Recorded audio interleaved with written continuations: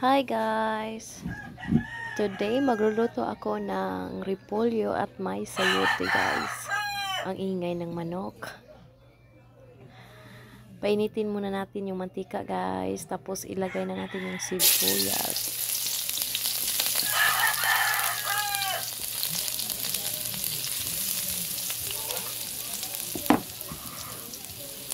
Halo-haloin lang natin guys until na maging brown na siya. Tapos isunod natin yung bawang.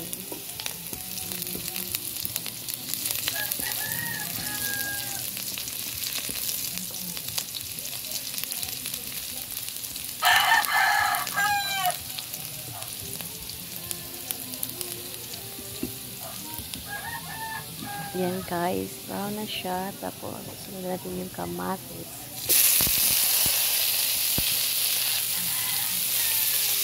Yan, halo-haloin natin guys until yung kamatis ay maging soft na siya guys. Ang ingay ng manok. Takpan muna natin guys. Hintayin natin yung kamatis na maging ganyan guys. Yan guys, yung kamatis ay luto na. So ilagay na natin yung sayote guys. Mauuna yung sayote guys kasi matigas siya. So mamaya na natin ilagay yung repolyo guys. So halo-haloin natin guys.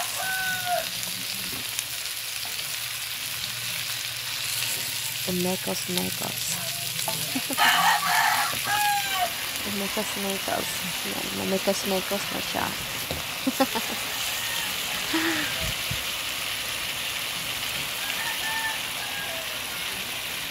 Yan, lagyan natin ng tuyo. Kunti lang.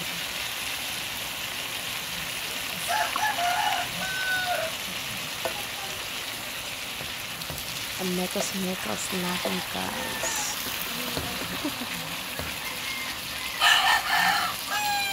Ay, naku manok, ang ingay mo. Nagvo-voice over ako.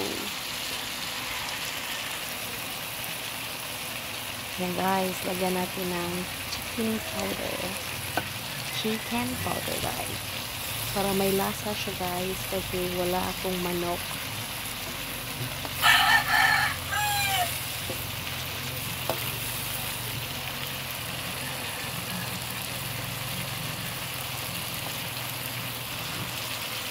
Chicken cubes.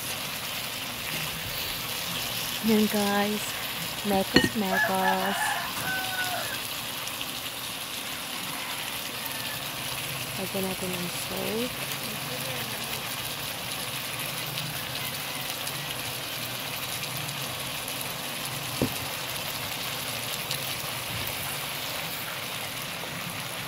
Mekos-mekos ulit.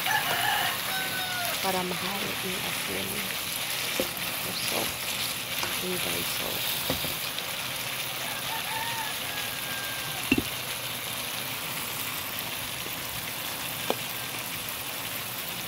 Lagyan natin ang paminta guys or black pepper ground. Gusto ko marami. Kaya nilagyan ko siya ng marami.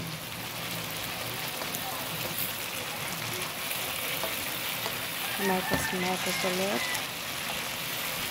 And mekos-mekos.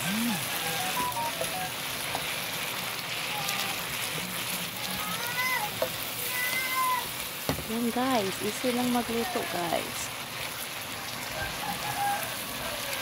Tapos, sobrang healthy pa guys. Tapos, mura rin guys.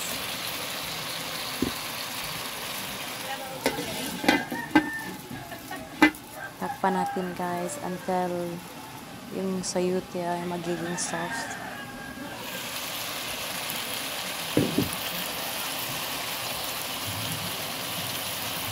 Lagyan natin ng chili powder kasi gusto ko na maanghang.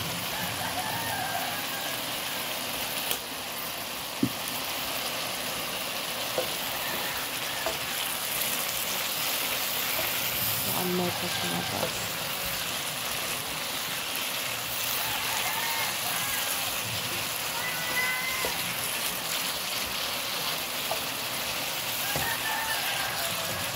So, dati guys, hindi ako kumakain ng gulay.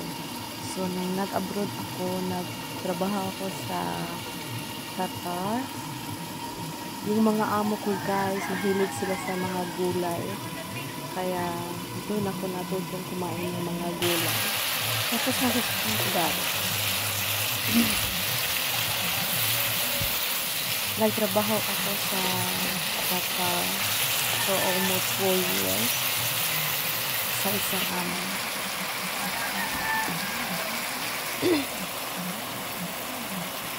So guys, lagyan natin yung bifuri.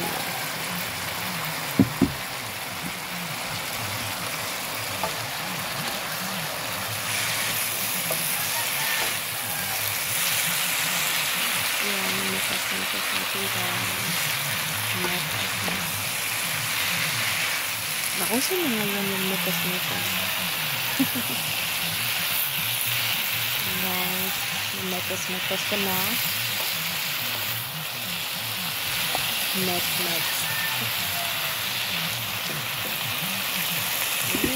That's yum guys.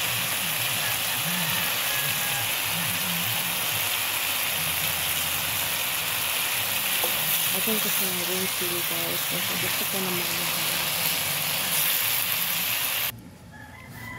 doon din yun sa abroad guys.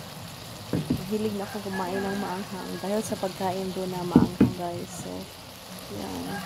Pag nagluluto ako dito sa Pinas, gusto ko na maanghang. So guys, andito pala ako sa Pinas ngayon. Dati, doon ako sa Qatar nagtrabaho bilang isang katulong guys. Yung amo ko guys is Qatari. Yung amo kong lalaki is doktor. Tapos yung babae guys is sa bahay lang. Tapos may 3 silang anak.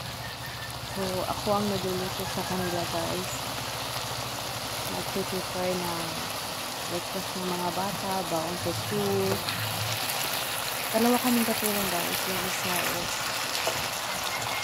naglilinis. Tapos ako ay naglilinis. Dati nung dumating ako, din hindi ako marunong magluto sa kanilang pagkain guys. Tapos, yan.